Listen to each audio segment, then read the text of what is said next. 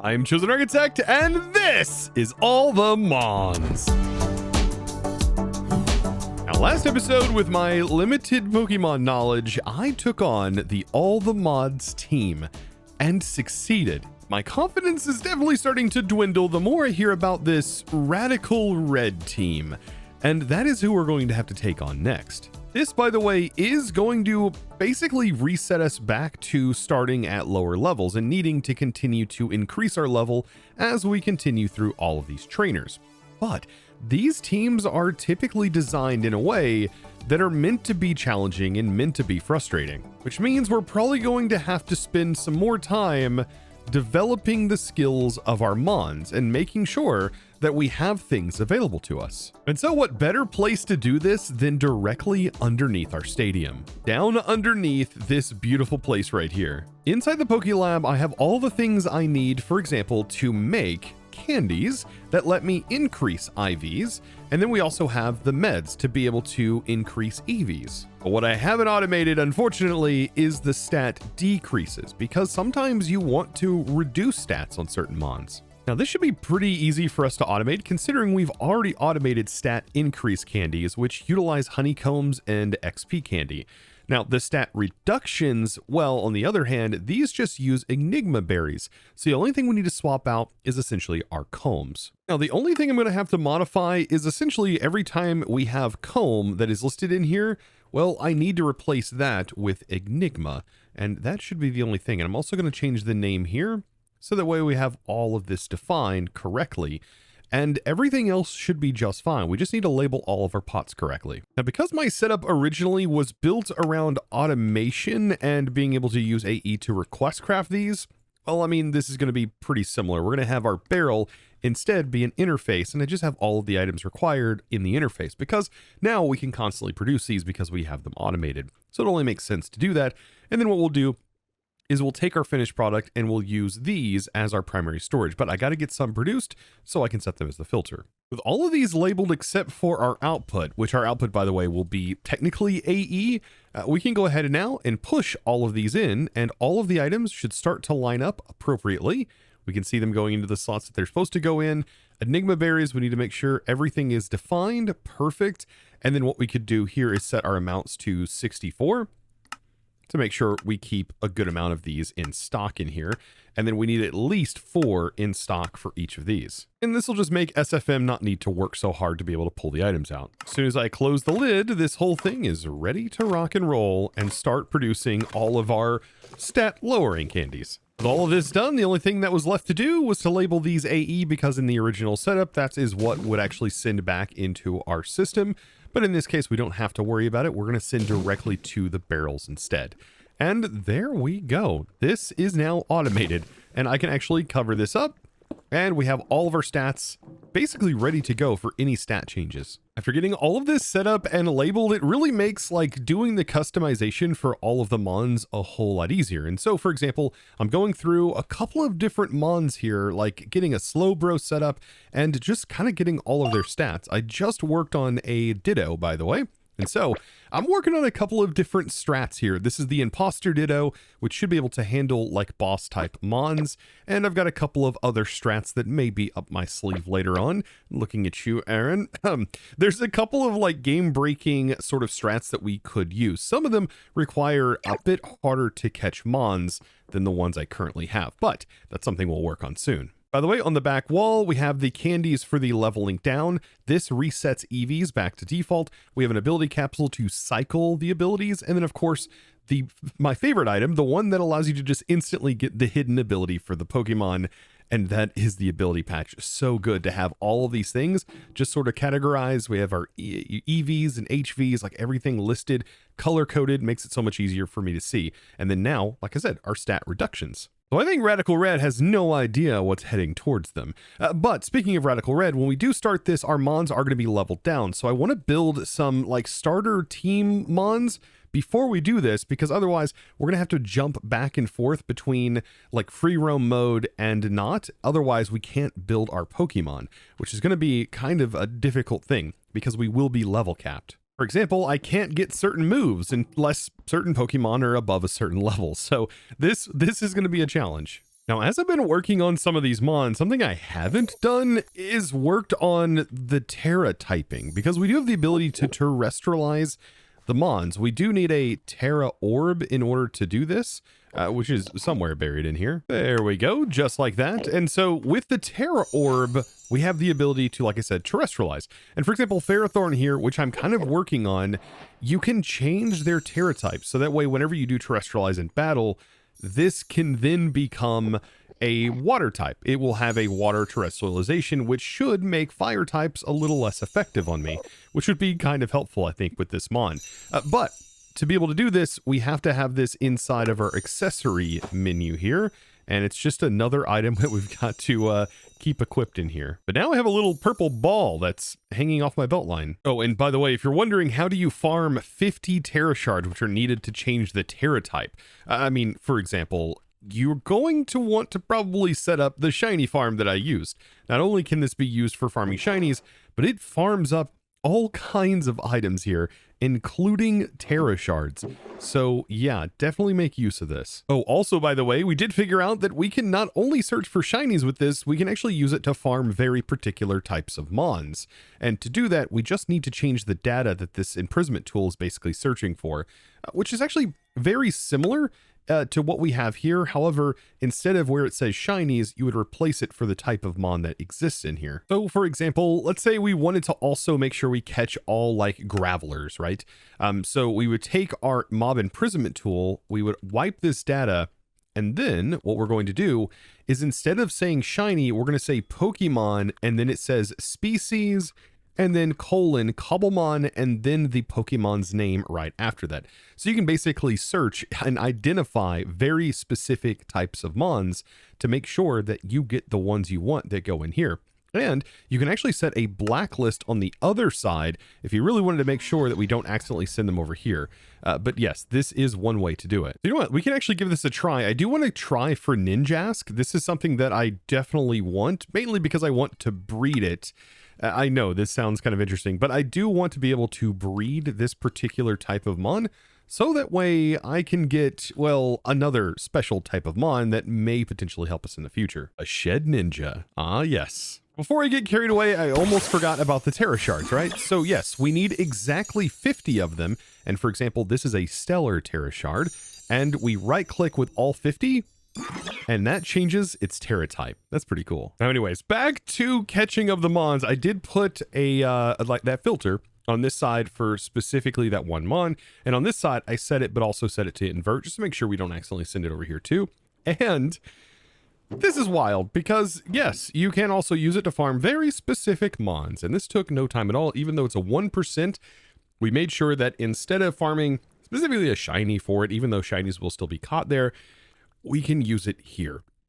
That is beautiful. And yes, I am going to catch this thing in an ancient origin ball, which, by the way, the animation for the origin ball is probably worth it itself, because it shoots a little firework at the end. That's awesome. But now that I have a Ninjask, I can actually throw it in here to the breeding farm, and I can get myself a Nikita, which is going to be necessary because I have to evolve in a very specific way to get Shedinja. Of course, with this breeding farm, it takes no time at all to get the actual mon that I want. There's Nikita. Now, to get Shedinja, we need an empty slot inside of our inventory, and we need to get Nikita to at least level 20, and we also need to have a Pokeball inside of our inventory. So, whenever we do evolve Nikita, we should magically get the husk of a mon that once was, while also evolving Nikita. So, by doing this, actually, I'm going to do it in world, which I think would be kind of cooler. So let's go ahead and evolve Nikita, making sure that we have that ball in our hand, like I said. Very, very cool.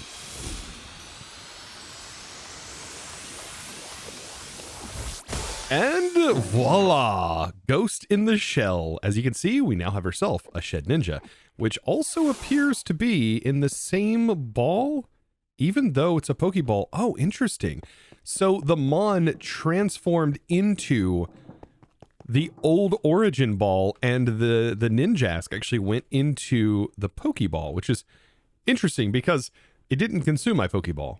but it's in it. Now, why would I want Shedinja? Well, it can become almost invincible because of the current setup inside of Cobblemon here.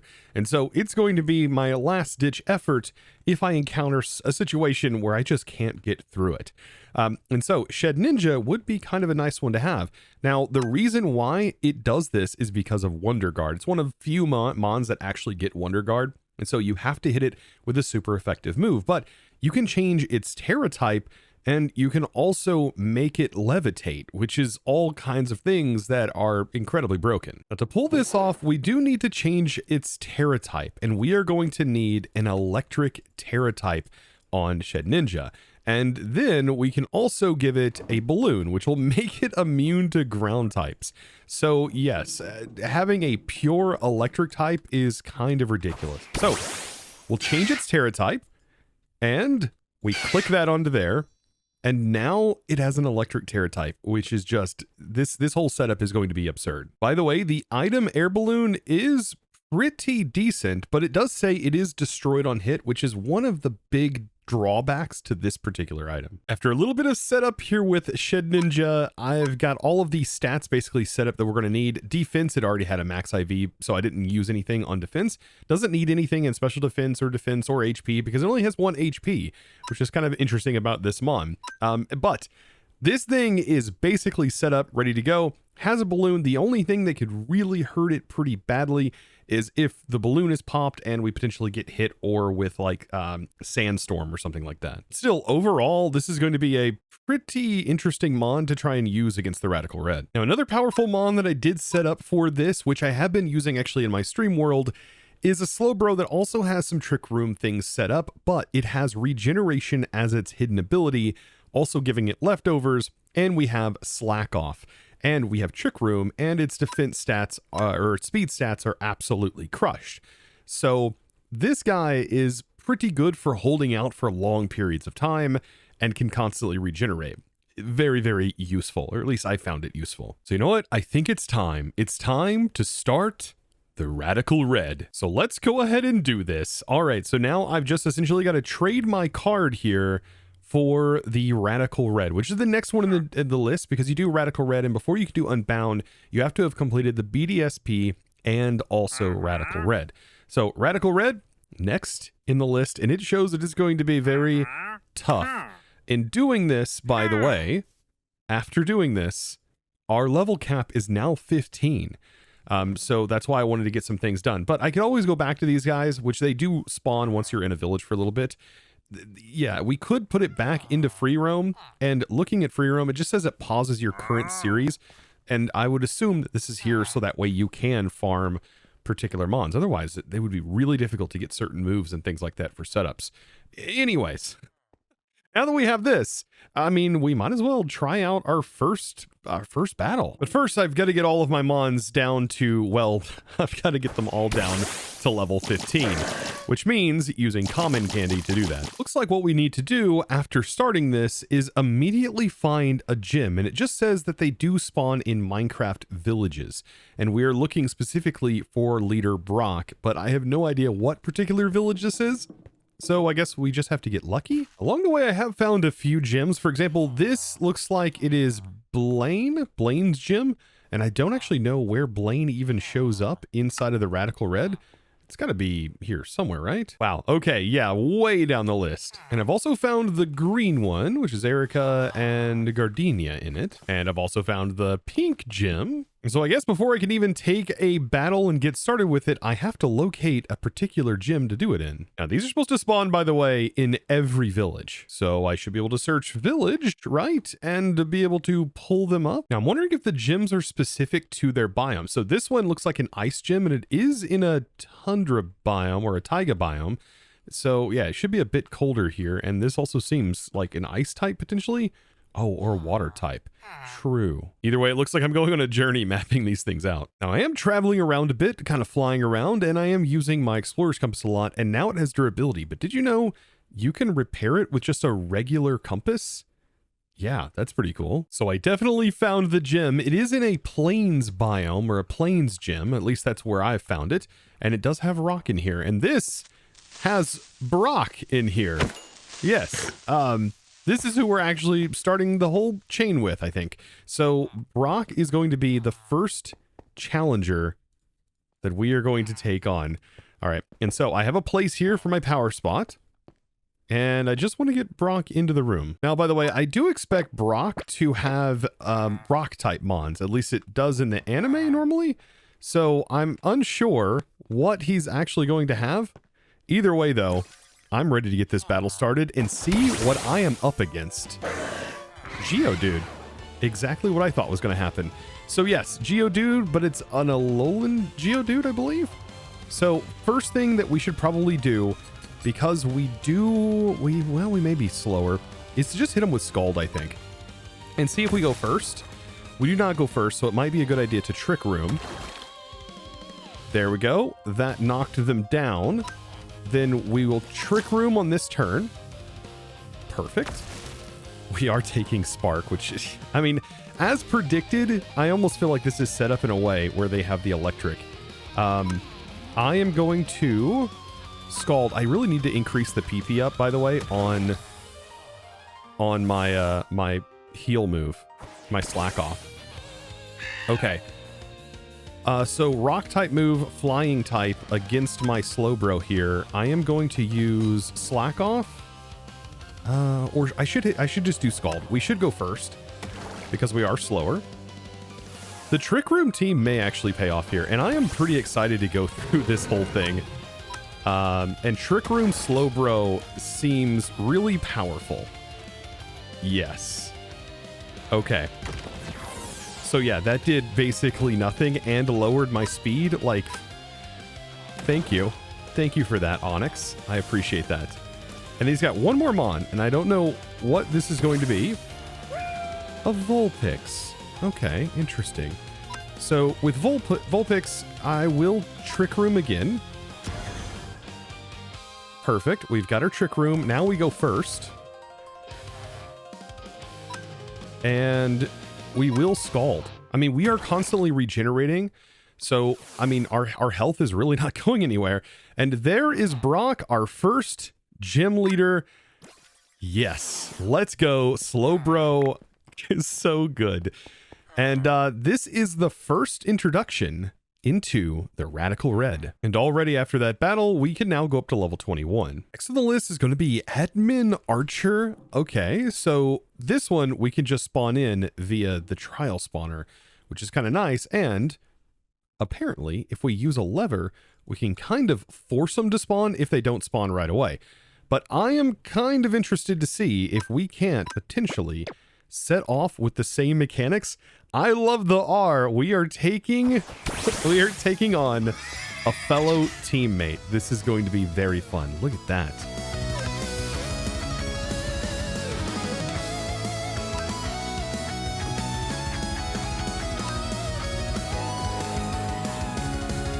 And well, that was actually quite easy. Hatterene did incredibly well there. Almost too well. Goodbye, fellow Rocketeer. Yeah, that was... I thought this was going to be harder. Next on the list is going to be Rival Terry. Interesting, interesting. And let's see how you fare. All right, right off the bat, some Psychic, Fairy, immediately set up Trick Room as per normal.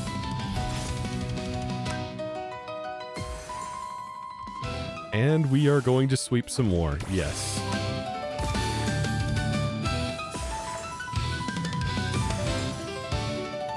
And we just dazzlingly them to death. This is the second one, just complete wipe. This one now increases us to level 27. Now the next gym leader is going to be Misty, and I did have to go out and search for this one. So Water Gym, I just found it best to just search for plain villages, because I also found an electric village.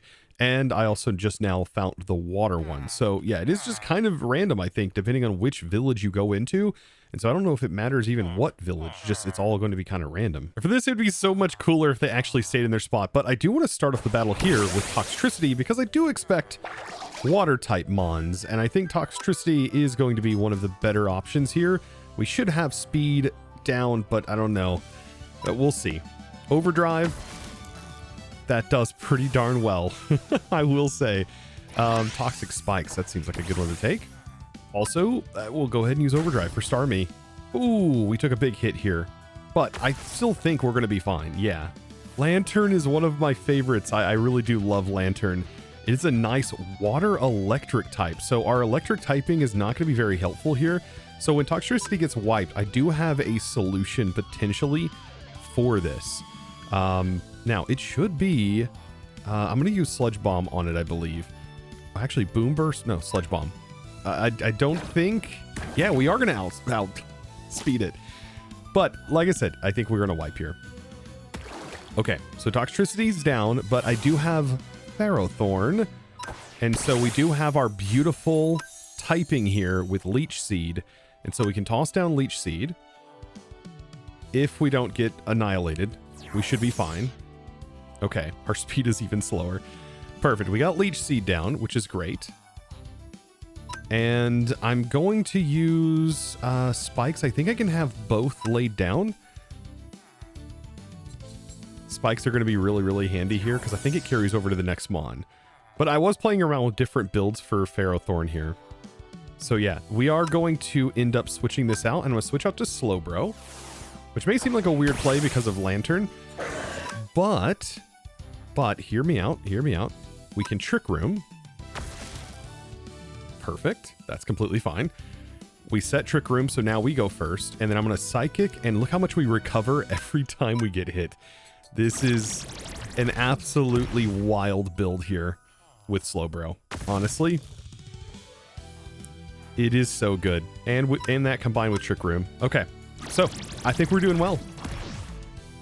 Lantern is gone. Now, who are we going to throw out next? Because, okay.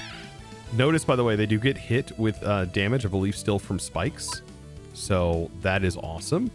And then again, we're just going to run, because we still have 2 of Trick Room up. I'm going to hit him with Psychic 2 more times. And we are going to be more than fine. Yes. 1-hit KO. Goodbye, Flo. And Misty is down. Beautiful. Goodbye. I can't actually kill you. You're in the gym. I want to keep you alive. And most of these battles from this point forward, I mean, are going to be pretty sped up. I'm going to be fighting through just about most of these within the first ring. And we'll see what happens if I encounter any trouble.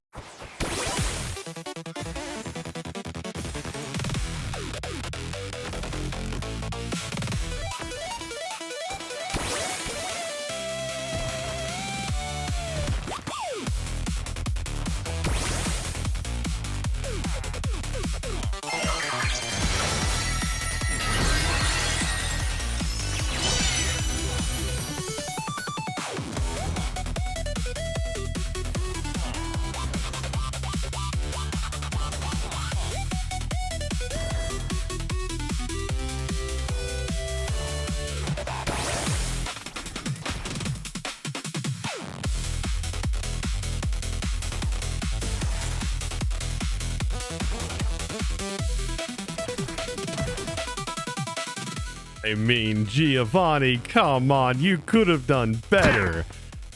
This is going well.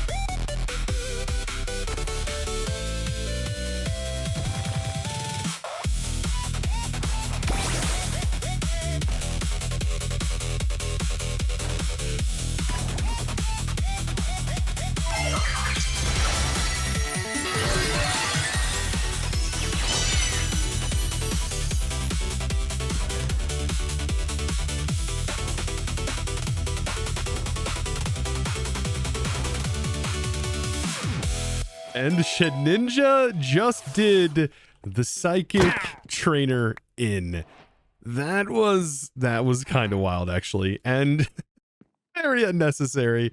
And I love how broken this Shedinja actually is. This is so good. You know what? For just starting the Radical Red today and getting nearly halfway through the actual competition part of it, and doing just fine, I say we're doing pretty good. I thought I was going to be a little bit more worried, but maybe it does get a bit harder as we continue on into the actual Elite Four. I'm sure things are going to get a little bit harder, and I'm sure they're going to have counters potentially for this Shedinja and many other of the Mons that I currently have. It does seem like these teams are quite strong, I will say that. But I think as of today, I did pretty good. And we also got an area set up that makes customizing any of our Mons so much easier for future battles. Because remember, this isn't the only team we have to face. No. We are going to have to most likely face the Unbound.